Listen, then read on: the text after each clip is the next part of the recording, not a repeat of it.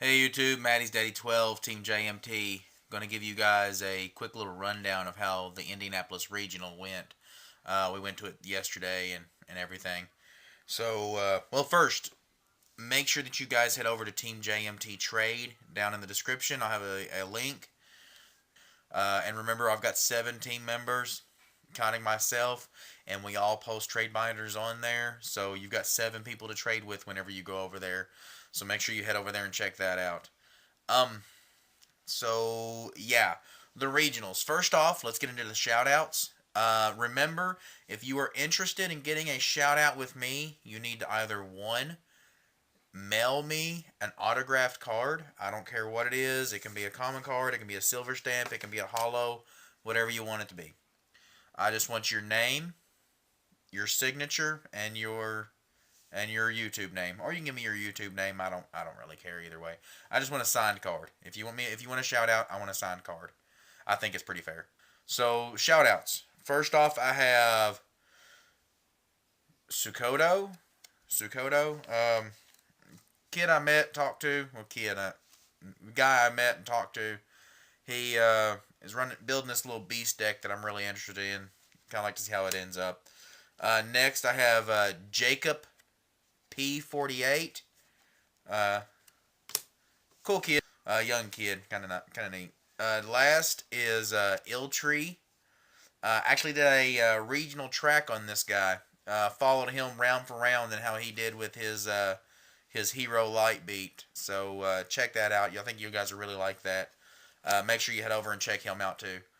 Um, Next, okay, let's talk about the regional. First off, the travel. So we knew leaving our hometown of Owensboro, Kentucky, that we had snow on the ground here and there was a forecast of snow all the way there. So that was one thing that we knew would slow us down. Two, we also knew that the Indianapolis Colts had a playoff game and we could expect some extra traffic. The reason I say this is because we had some tire trouble. Our back tire went down, and which sucks at 70 mph. We had plenty of time to stop and get the tire fixed. Got a brand new tire on the car and everything. Even had time to grab a bite to eat while they were fixing the tire, which was great for us. So that was really good. So when you guys are traveling, it was a 3.5 to 4 hour drive for us. So whenever you guys are going to a regional of that distance, make sure that you guys are prepared in case an emergency comes up and you have to stop. So next, let's talk. You want to talk? Let's talk about the metagame first. We get there and let's see. We had 3 players in our car. 2 of them were JMT. One of them was a friend of ours from Evansville. So we had a Plant Synchro, a Blackwing, and a Saber deck in the car. So that was about what I was expecting when we got there. Was Blackwings all over the place, several Gravekeepers, and then everybody. It seems like everybody right now has a Plant Synchro deck.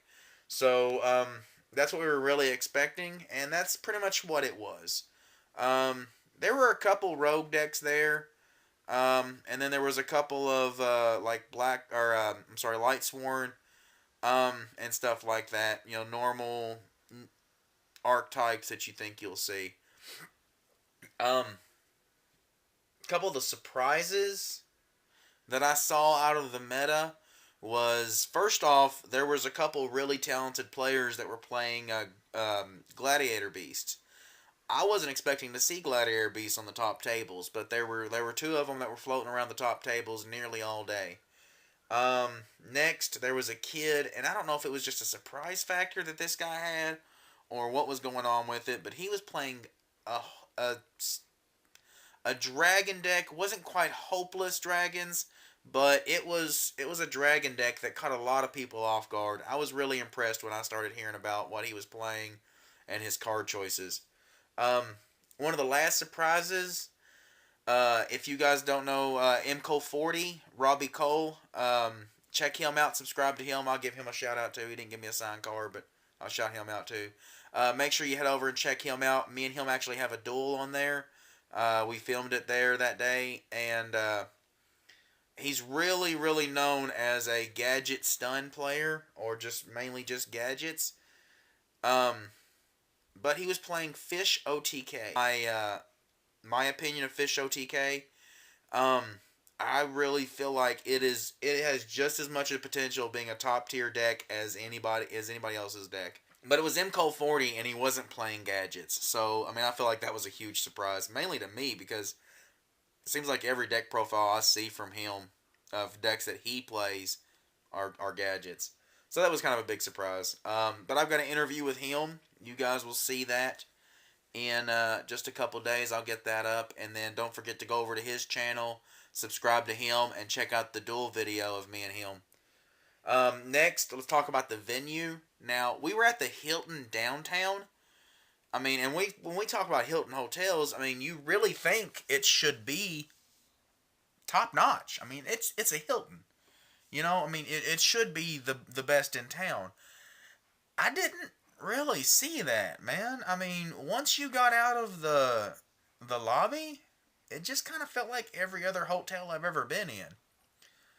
I don't know. I mean, maybe it's just me. Maybe I had higher expectations, and that's what let me down. But it looked like every other hotel I've ever been in.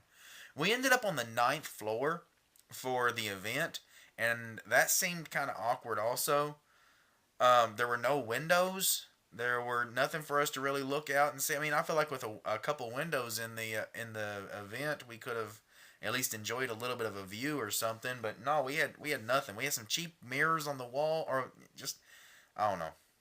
It felt really cheap. The tables seemed kind of small for the number of players we had.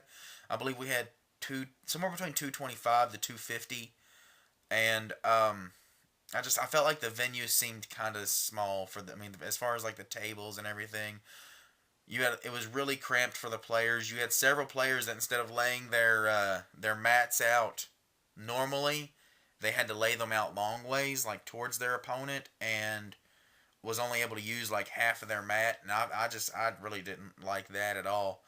In fact, Sidekicker 08, the table that he was sitting at round one, had some chair issues. There was more tables on more games on the table than there was chairs, which I mean just seemed kind of disorganized. But I mean, stuff like that'll happen. But it just really seemed like for it to be a Hilton, an event ran at a Hilton hotel, the table set up and everything should have been a little bit better than what it was. Um, Parking was pretty easy. I mean, you had a parking garage directly across the street. You had another parking garage that we parked in that was just a block and a half maybe away. Um, Food. We did get a lunch break. I was surprised about that. We got a 30-minute lunch break. Gave us time to walk to wherever we needed to go. Because there wasn't any restaurants in the hotel. Well, there was some restaurants in the hotel, but if you went to the hotel restaurant, you were paying $30 a plate, and that just wasn't reasonable either. So we ended up walking to a couple restaurants, which really sucked because the mall was 4 or 5 blocks away, and it was freezing outside. I feel like if we're talking about a Hilton hotel, the venue should have been a lot nicer than what it was. If you head over to Dristo Erden 5623, he's got a little more info on exactly his thoughts on the venue and how he felt everything was ran about that. Next, the judges. Once again, I didn't know a lot of the judges. I did know John Rocha. I have an interview with him from the Louisville Regional on my channel. Check him out. Actually, I had a chance after the event to ask him how he feels that whenever somebody needs a question answered, and he's there, people aren't raising their hand and yelling "Judge." They're raising their hand and yelling, "Hey, Rocha, come over here."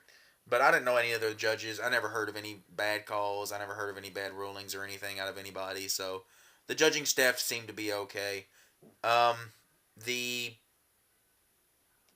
staff that actually ran the event past time seemed really good. I mean, the vendor was up to date on everything. The vendor seemed really nice, and just the tournament organizer and the staff from past time seemed to really know how to run an event. I mean, I gotta hand it to them. They They seemed like they knew what was going on. So I mean, hats off to them. Let's talk about the finishes. Um, we had 3 players out of our car. Pogue Taylor 94 played Black Wings, and I don't know exactly where he finished. I know he finished out of the top 32. That's how far they handed out invites to. Um, then we have Jesse Scarbarough, played X Sabers, a friend of ours from Evansville. He's not part of Team JMT, but he's there with us, so he's representing us.